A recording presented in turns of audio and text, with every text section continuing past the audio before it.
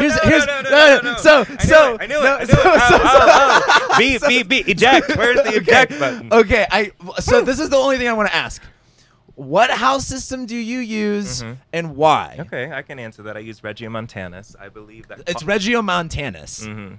Okay. Sorry, why? I just say Regiomontanus. I don't know. Yeah, Regiomontanus. Yeah, that's probably Montanus, closer to Montanus. Regiomontanus. I mean, who knows? And I use that for horary because that's just how being taught that way. I'm like, that's just what I'm gonna do. Yeah. But you know, without going into the other opinions, my biggest question is hide behind the microphone. Well, I think this is really important because I mean I still use whole sign houses, and I like to say I'm not in a committed relationship with one house system. It's a very arbitrary thing in general.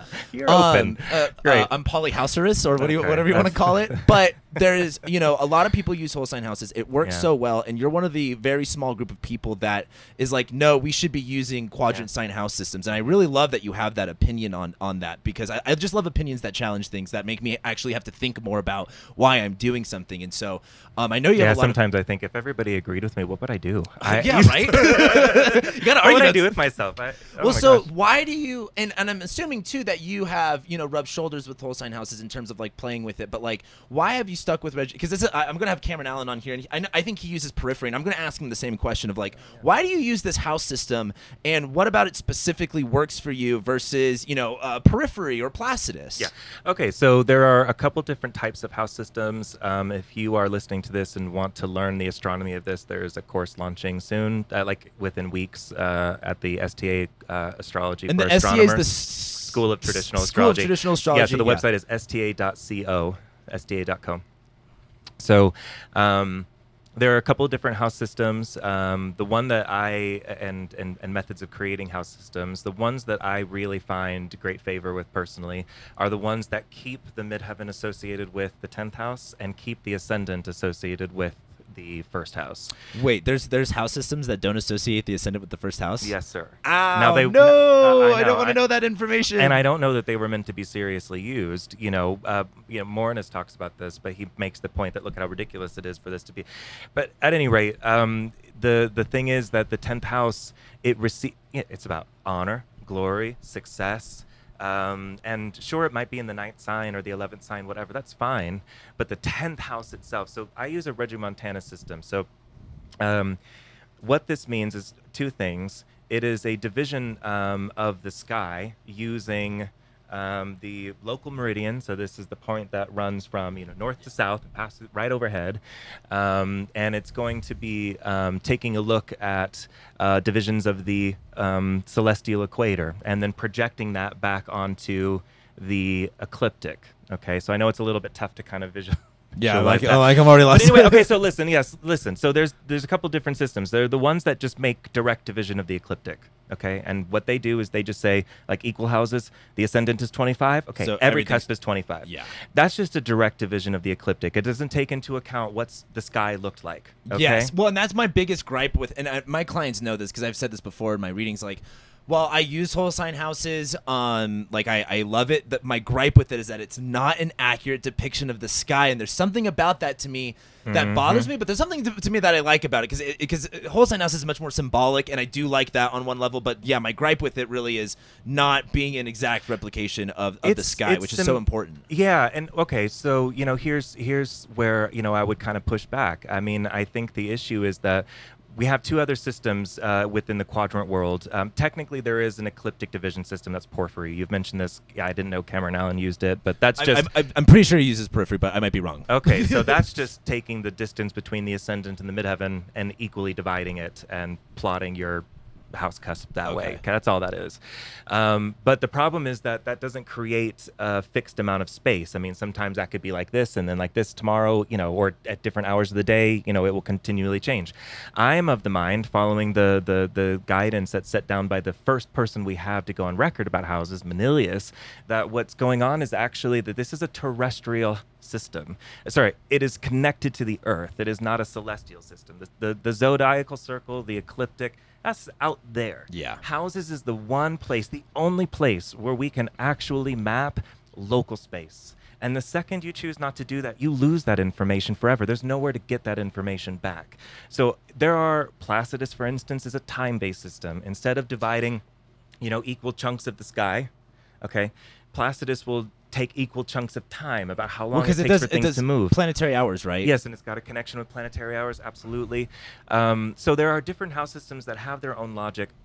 My personal logic is that with the terrestrial-based systems, this is about the Earth-based system. It's about the rotation of the Earth and how things appear to move through what Manilius called the temples, which Deborah wrote her. Yeah, I got. You referenced a few books I have right Temples of here. the Sky. Yes, I know. Great library behind me.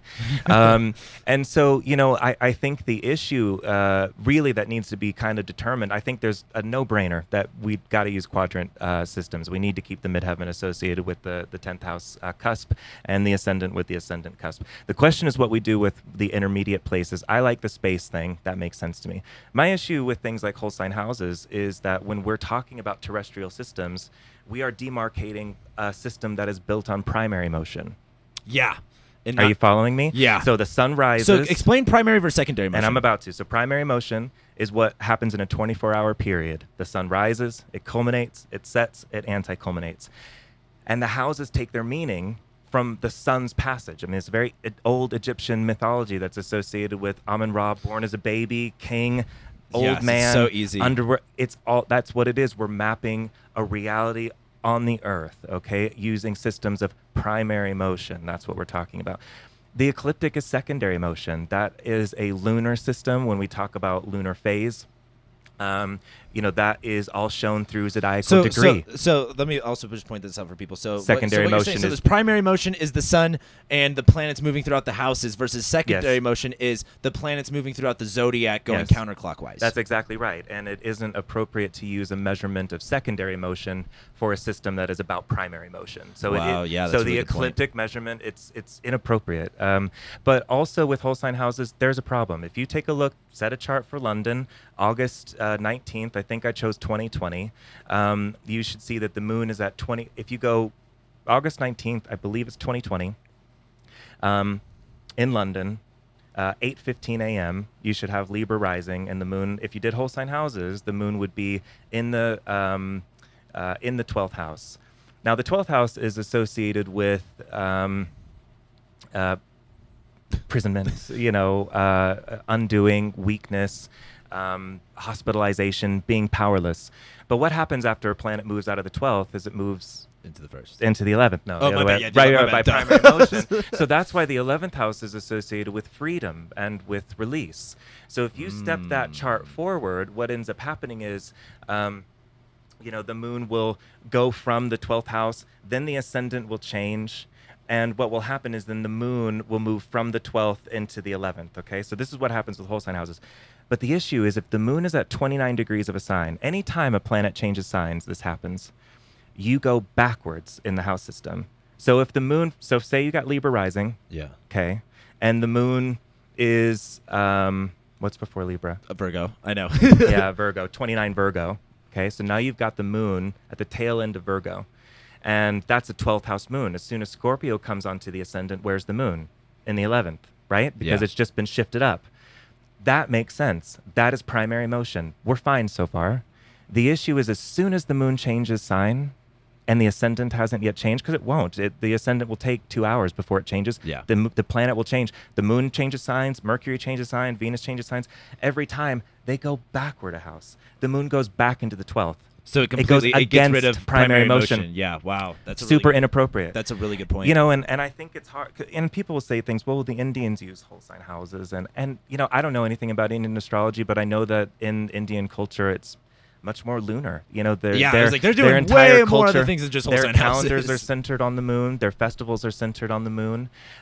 There is an elevated position for the moon, the moon's nodes. The nodes are risen to a level of prominence that in the West we have not quite acknowledged or come around to because we are solar system. Okay, but you take my point. I think that it's nowhere near what India's got going with those two. Okay, but then also when we talk about these, systems, even in India, they displace the sun even further because their system is so lunar. They even displace the location of the zodiacal degrees and they displace it from the sun's motion. In the West, we use in the tropical zodiac, it's about the sun's motion. It enters into that speaks so much to like the cultural level of society too. Okay, and There is a whole conversation to be had there, but what I'm saying is that the Western system, there is a distinction between primary motion and how we demarcate houses, and that the system needs to adhere. A planet cannot go from the 11th to the 12th. The second that that happens, your house system no longer follows the base expectations of a house system. It doesn't qualify as one. So we can talk about the historical argument about whether that was actually ever a thing, and I don't like going there because that always gets ugly. My reading of the text doesn't require there being a whole house system, and that's all I've got to say. So. Well, so my question then is, so why? You might have just answered this, but then I got lost. But like, why periphery then? Oh, Regiomontanus. Regiomontanus. Yeah, the reason for me is because I like the idea that the houses are fixed in the sky. You know, there is a fixed portion of the Earth that does not move. And so, how wide are the degrees for the Regiomontanus? When you say how wide the degrees are, well, like you said, if the houses are fixed, like what do you mean by that? Yes, because the midheaven doesn't move, right? So the midheaven and the ascendants in the east and in the south. So what you're saying is, like, for example, my midheaven and my whole sign house chart is 18 Libra. That would be that would be different. But forget about your birth chart. No. What I'm sorry, I forgot about the mic. What I'm saying is that when you stand outside, the midheaven will always be in the same place. It's south. It's where the meridian intersects with the ecliptic. That point doesn't move. That point doesn't move. Same thing going on with the ascendant. I mean, the ascendant does move a little bit, but it moves like north or south, not like. You know, and well, like in the whole sign, you get over here and over there. So, but the point is that these points are fixed, so you can divide the chunks of space between them as fixed chunks of space too. But it depends on how you divide it. You know, Campanists, they will divide the prime vertical, which is the circle that runs overhead. This was a system that Rudyard liked because it really emphasized the individual. Yeah, he loved it for psychoanalysis. He said, like I think he said something like, it yields fabulous results, or I'm very happy with the results, or something like this. So he was a fan of that. But the problem is there's a lot of distortion when you get to the latitudes, or higher latitudes, because it's an entirely observer-based system. Yeah. I like the one, and this is Johann Mueller, who created the tables for Regiomontanus houses, even though we have evidence that they existed before him. You know, it bears his name. He kind of made the decision we shouldn't be dividing off of the prime vertical because this is a system of primary motion, and we should be using a great circle to cut through to divide the even portions of space that connect with the Earth's rotation, and so he chose the equator. Oh, wow, okay. Okay, so he's trying to say we need to stick with primary motion. So that's why I like it, because it maintains space. Placidus, it doesn't quite do that because it does it about time. So it does a different type of relationship. It's fine. But once you collapse, you can get time anywhere. Well, I mean, time, as astrologers, we have a million ways to measure time. Yeah. We do not actually have a whole lot of ways of mapping space.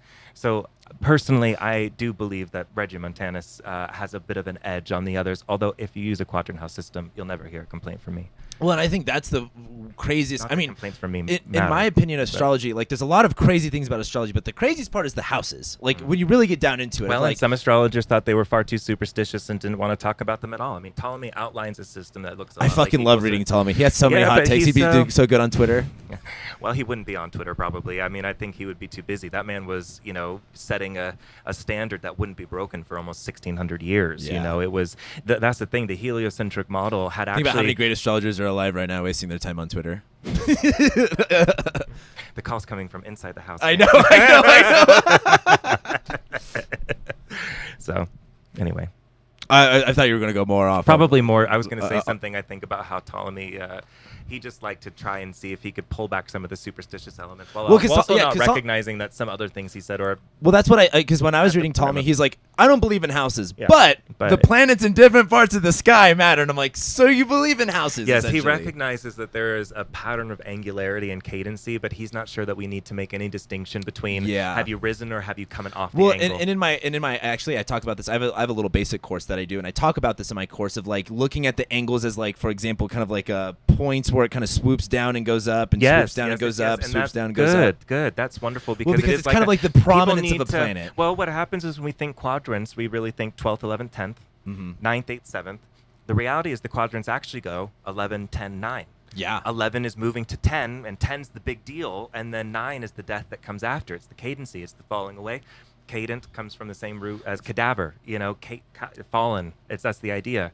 So in Hori, for instance, if if there was a lot of emphasis on Caden houses, that might suggest that a missing object has fallen, and that's how it came to be lost, because those houses are associated with declining from an angle or position of strength. And when I started learning about cadent houses, that really changed my opinion on all of it, because it just makes so much more sense about like literally things being hidden, things being more tucked away, and the idea of kind of like something being prominent. And it's interesting too because I guess when you first get into astrology, you're just worried about the house meanings, and you're not necessarily worried about primary motion. Versus, I feel like if we taught astrology from the point of like, if we taught it the way it probably ought to be taught, like a serious subject that requires a clear understanding of astronomy. I didn't realize, I think, when I first started, how important it was to have a good basis on astronomy, because there's a lot of very easily correctable ideas if you understood what was really happening in the sky at the time that you're proposing this particular model or way of thinking. But we've also there's never been a time where astrology didn't have work to do, and maybe bringing better astronomical education into the center of our everyday discussions about astrology is pretty important. It's a hardcore plug into the ST astronomy course. Yeah.